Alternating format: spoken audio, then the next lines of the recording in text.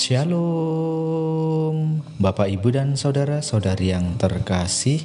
Jumpa lagi dalam Sikat Sabda Iman Katolik, Kamis pekan pertama dalam masa Prapaskah 10 Maret 2022. Bacaan dari Injil Matius bab 7 ayat 7 sampai 12. Marilah kita siapkan hati dan pikiran kita untuk mendengarkan sabda Tuhan. Semoga Tuhan beserta kita, sekarang dan selama-lamanya. Inilah Injil suci menurut Matius. Dimuliakanlah Tuhan. Dalam khotbah di bukit, Yesus berkata kepada murid-muridnya, "Mintalah, maka kamu akan diberi. Carilah, maka kamu akan mendapat. Ketuklah, maka pintu akan dibukakan bagimu. Karena setiap orang yang meminta akan menerima, setiap orang yang mencari akan mendapat, dan setiap orang yang mengetuk baginya pintu akan dibukakan. Adakah seorang daripadamu yang memberi batu kepada anaknya jika ia meminta roti? Atau memberi ular jika ia meminta ikan? Jadi jika kamu yang jahat tahu memberikan yang baik kepada anak-anakmu, apalagi Bapamu yang di surga, ia akan memberikan yang baik kepada mereka yang meminta kepadanya. Segala sesuatu yang kamu kehendaki supaya orang perbuat kepadamu, berbuatlah demikian juga kepada mereka. Itulah isi seluruh hukum Taurat dan kitab para nabi." Demikianlah sabda Tuhan. Terpujilah Kristus. Bapak, Ibu, dan saudara-saudari yang terkasih, renungan hari ini akan dibawakan oleh Ibu Skolastika Bertin Lobu dari Paroki Santo Pius X Gisting, Lampung. Selamat mendengarkan.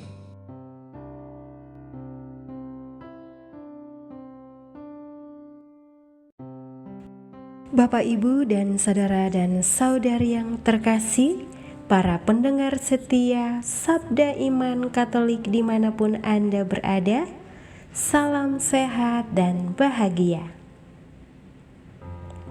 Bapak, Ibu, dan saudara dan saudari yang terkasih di dalam Tuhan, ada yang berkata bahwa doa adalah nafas hidup orang-orang beriman.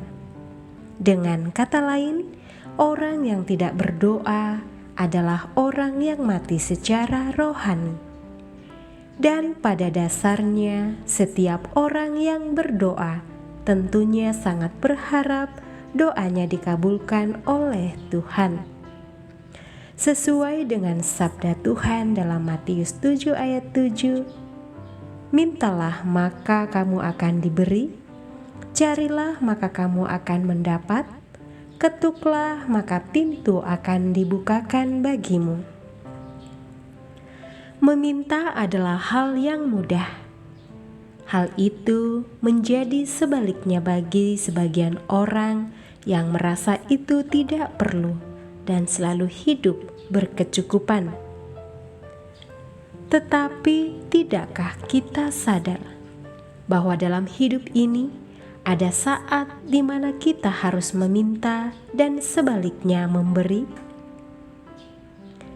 Ada beberapa tipe orang yang meminta. Pertama adalah orang yang malu atau enggan meminta. Bisa jadi hal semacam ini dikarenakan si peminta merasa gengsi, putus asa karena sering meminta tetapi tidak terkabul, atau bahkan tidak tahu cara meminta yang benar. Tipe kedua adalah orang yang dengan rendah hati mau meminta. Orang yang demikian ini secara tulus meminta sesuai apa yang ia butuhkan. Dan kebanyakan dari mereka akan merasa mudah memahami jika permintaan mereka tidak kunjung terkabul.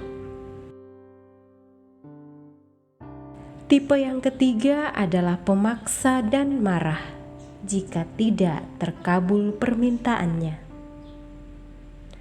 Nah, Bapak, Ibu, dan saudara-saudari yang terkasih, kira-kira kita masuk di tipe yang mana? Kepada kita, para murid dan pengikutnya, Yesus menegaskan kembali perlunya beriman kepada Allah. Yesus mengingatkan bahwa Allah akan selalu memberikan kepada putra-putrinya apa yang baik. Allah akan mendengarkan doa permohonan putra-putrinya.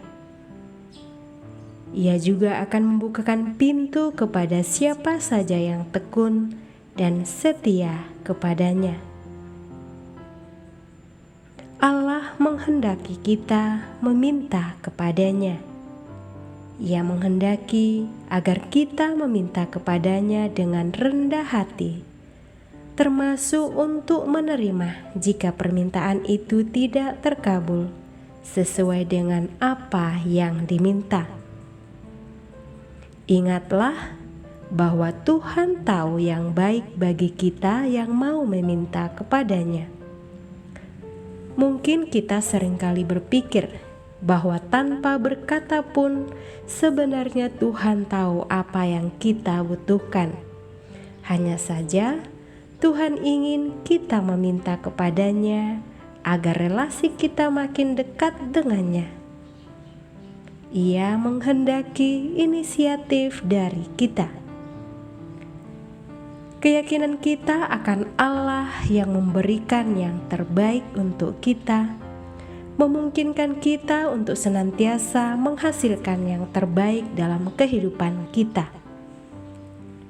Kita bisa membangun hubungan yang baik dengan Tuhan dan sesama. Kita bukan lagi pribadi yang suka menuntut dan menuntut, melainkan orang yang berkorban dan berjuang untuk menghasilkan yang terbaik bagi hidup kita dan sesama. Karena hidup adalah perjuangan, maka kita berjuang sebagai anak Allah dan berjuang bersama saudara dan saudari kita di dalam Allah. Bapak, Ibu, dan saudara dan saudari yang terkasih di dalam Tuhan, marilah dalam masa Prapaskah ini kita tidak hanya menjadi pribadi yang suka meminta dan menerima dari kebaikan Tuhan, tetapi kita juga belajar menjadi pribadi yang berbelah rasa atau mau memberi apapun yang kita miliki untuk Tuhan lewat sesama kita yang membutuhkan, serta senantiasa hidup di dalam pengharapan dengan iman yang teguh. Semoga segala perjalanan hidup kita, segala usaha dan niat baik kita senantiasa diberkati oleh Tuhan. Amin.